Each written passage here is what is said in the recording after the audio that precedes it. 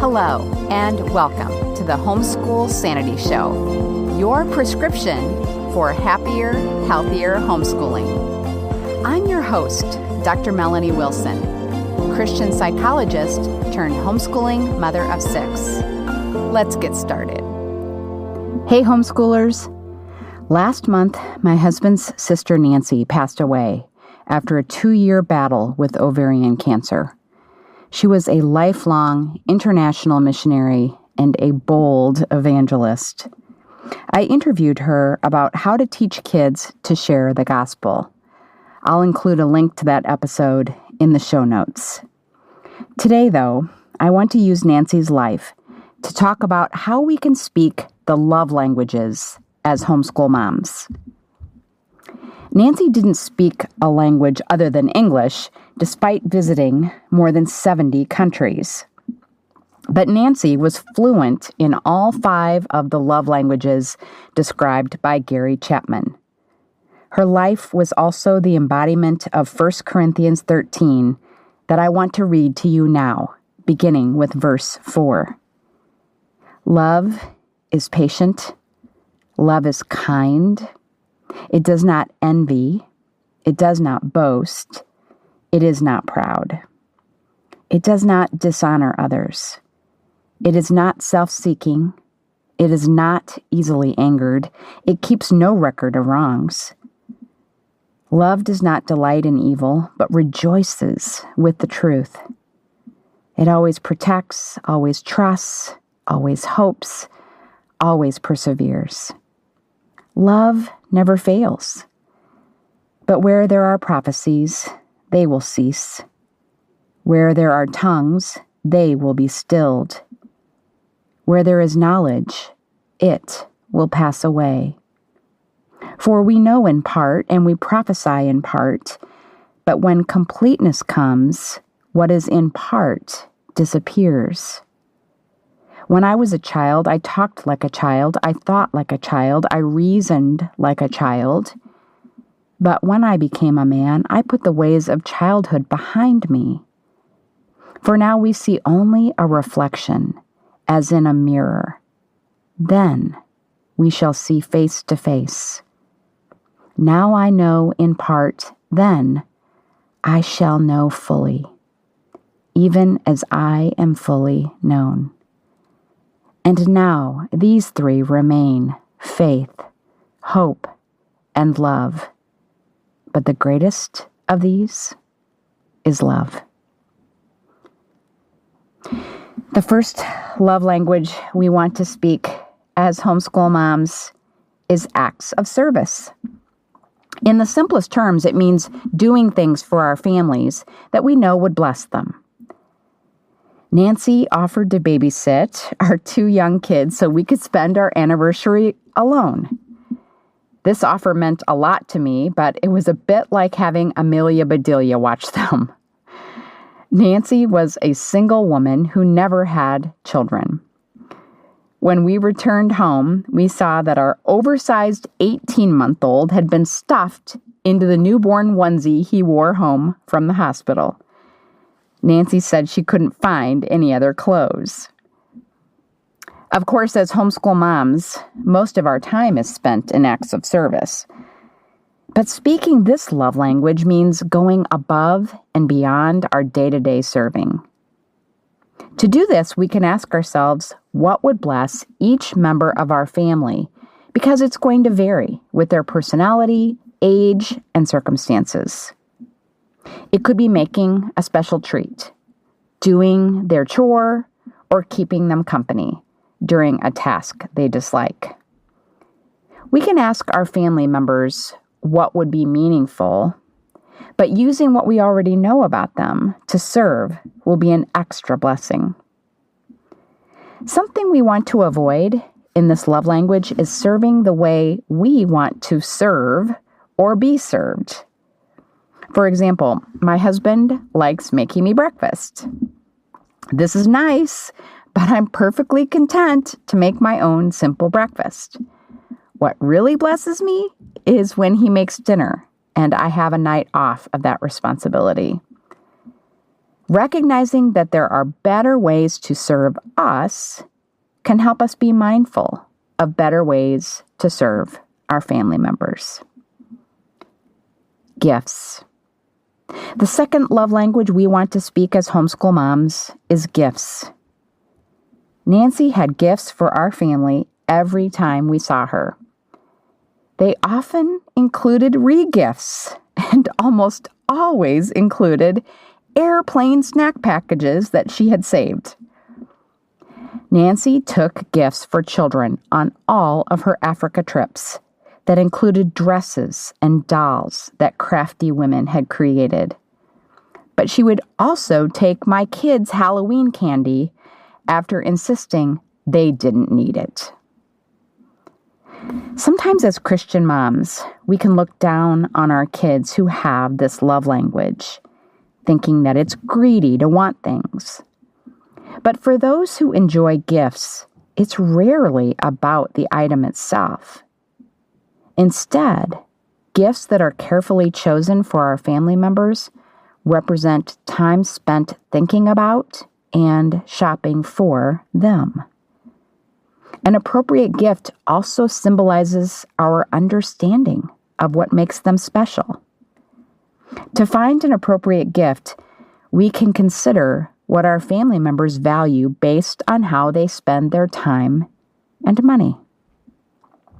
Some things we want to avoid in the love language of gifts include giving gift cards when family members are looking for time and attention from you through the gift. A second thing to avoid is an aspirational gift. We might want our child to read more, so we give them books. But if that child doesn't enjoy reading, it's not going to be a treasured gift. Finally, we want to avoid giving a gift simply because it's something we would enjoy. For example, I once gave my husband a gift certificate for a massage, and he never used it. Physical touch. The love language of physical touch is giving hugs, back rubs, and even doing a child's hair. Nancy was a touchy person. Her hugs were big and long and immediate upon meeting you. She was comfortable in your personal space, even if you weren't. What was amazing is how her love eventually won over uncomfortable people. It's harder for family members to ask for physical touch when they want it because doing so makes them vulnerable. I learned that one of my sons craved physical touch during our one-on-one time. Out of all the ways he could spend time with me, he chose to have me massage his feet. Some other physical touch ideas include sitting close to our kids, rubbing a shoulder, or ruffling a boy's hair to see what kind of response we get. Then we can repeat the touches our kids respond to. In the love language of physical touch, we don't want to stop touching our kids after they leave the preschool years.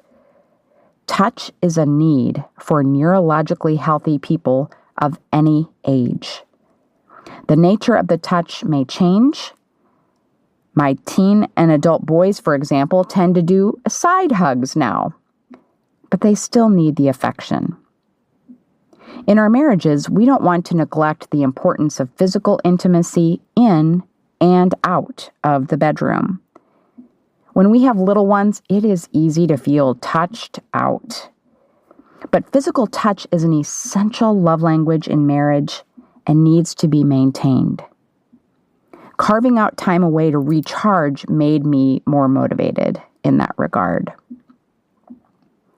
Quality time. Quality time means a focus on the relationship when you're together. Nancy had more friends than anyone I know. Yet she was always intentional about planning time with our family when she was in town. She was usually the one to suggest a fun activity, too. We loved hiking, swimming, and watching movies together. But while she always spent time with us, She was frequently late because she had met someone on a walk, in a store, or in a restroom who needed to hear the gospel. A pastor who knew her well said she had so many watches, but apparently never used them. Ensuring that we have quality time with our families begins with finding an activity that meets two requirements. Everyone enjoys it, and you can talk during it. Tennis has been a wonderful quality time activity for us as a family and as a couple. We can enjoy quality time one-on-one with our kids too. I liked having my kids choose the activity with me as I learned so much about them from this. But we can use trips, extracurricular activities, and chores as quality time with individual kids too. Just use the time to talk and do fun things as you go. If your child isn't much of a talker, use the time to share what's on your heart and your positive feelings about your child. In our marriages, quality time is essential. Years ago, if my husband and I attended a large family gathering or a friend's party, he would call it quality time.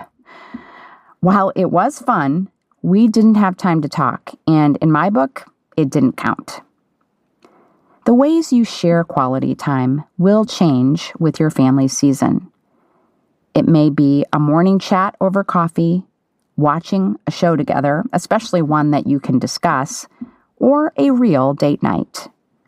Whatever you do, plan to have regular time focused on your marriage. Meaningful words. The final love language is meaningful words.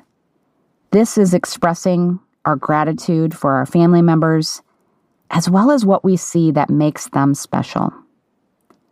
Nancy constantly complimented people.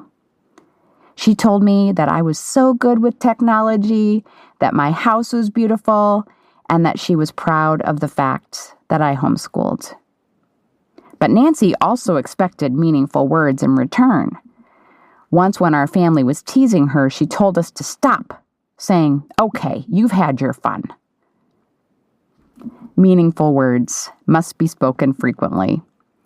They have a temporary status in our family's minds like a social media post. The best meaningful words are also specific. Saying, "You're great," is meaningless. They should also be sincere.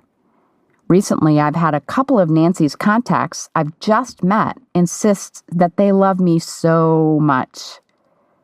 Those words are not meaningful to me except as a sign that something is off. Sometimes we will compliment our kids or our spouse's appearance, and that is fine. But we want to speak most of our meaningful words about our family members' character and value.